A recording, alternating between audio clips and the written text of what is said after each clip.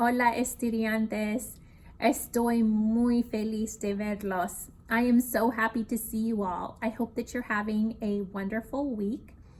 Now that some students are back in person, I'm going to restructure some of the order of some of my lessons, and they may look a little different between in building and home, but some of them will be the same. And this week I have been reading a story that I want all of you to be able to participate in. In or on planet Earth, there are 195 countries. And within those countries, there are close to 7,000 languages that are spoken. And all of the people that live in these different countries and speak these different languages have something in common. They have a name that was given to them. And in many countries, there are traditions behind how a baby is given their name. I know that in my family, for example, the middle name of the dad, or the first name of the dad, is given as the middle name of the son. So my husband is Casey Joseph, and my son's middle name is also Joseph. So that's an example of a tradition that we have, and so perhaps our kids will carry on that tradition as well. So this girl that I'm going to read to you about is named Alma, and this is based on a true story from the author Juana and her life. And Alma does not like her name because she has 6 names, and then she learns about the meaning of each of her names. And so we're going to find out about Alma and her 6 names.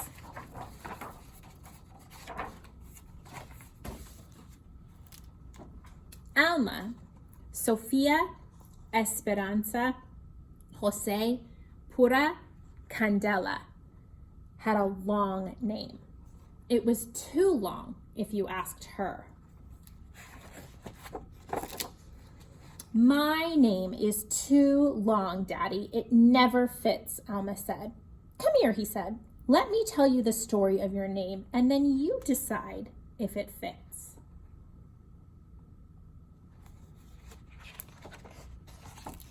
Sophia was your grandmother, he began. She loved books, poetry, jasmine flowers, and of course me. She was the one who taught me how to read. Well, I love books and flowers, and you too, Daddy. I am Sophia. Well, now she likes the name Sophia. She knows it's her grandmother's name.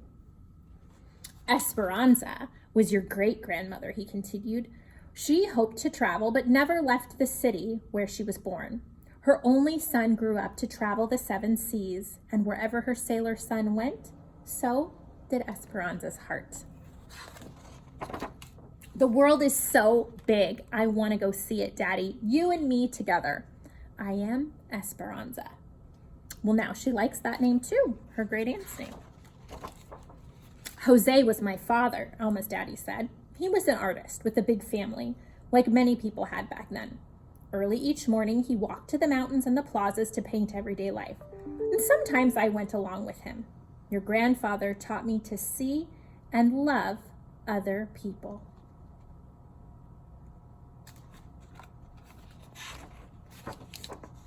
I wake up early every day, and I draw a lot too. This morning, I drew a kitty cat for you, Daddy.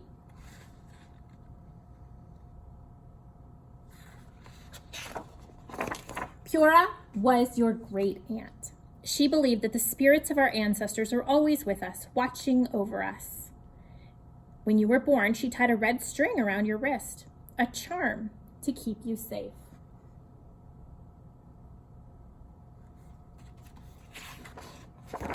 Hello, Pura. It's me, Alma.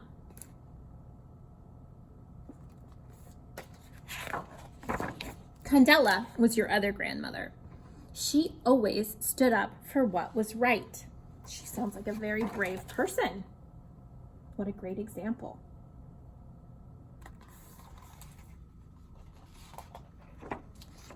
I am Candela, said Alma.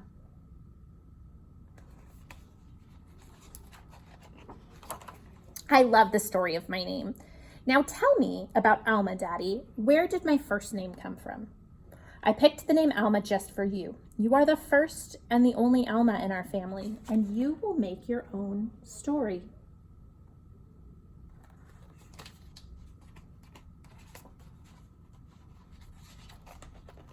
Alma, Sofia, Esperanza, Jose, Pura, Candela.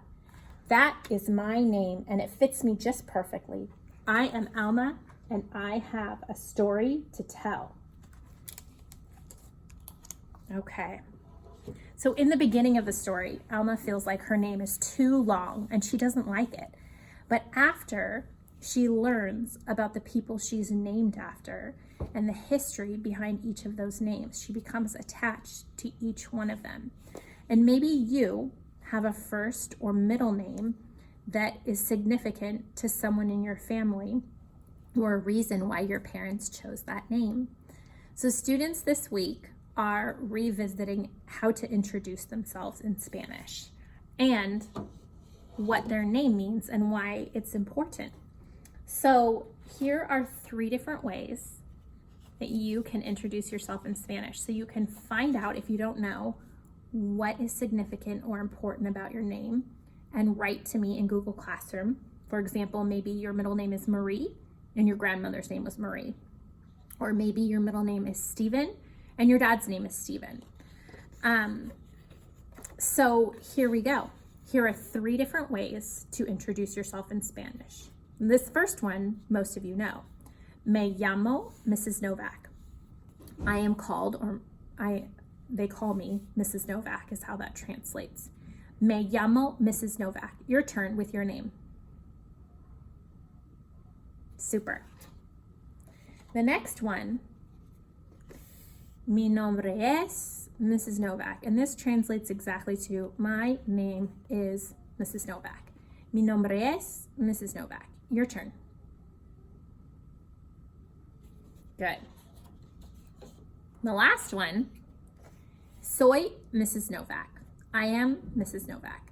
Soy Mrs. Novak. Your turn. Excellent. Okay. So find out if there's anything significant about your name. Write to me what it is, and then introduce yourself using one of the 3 choices and write it in Google Classroom as well.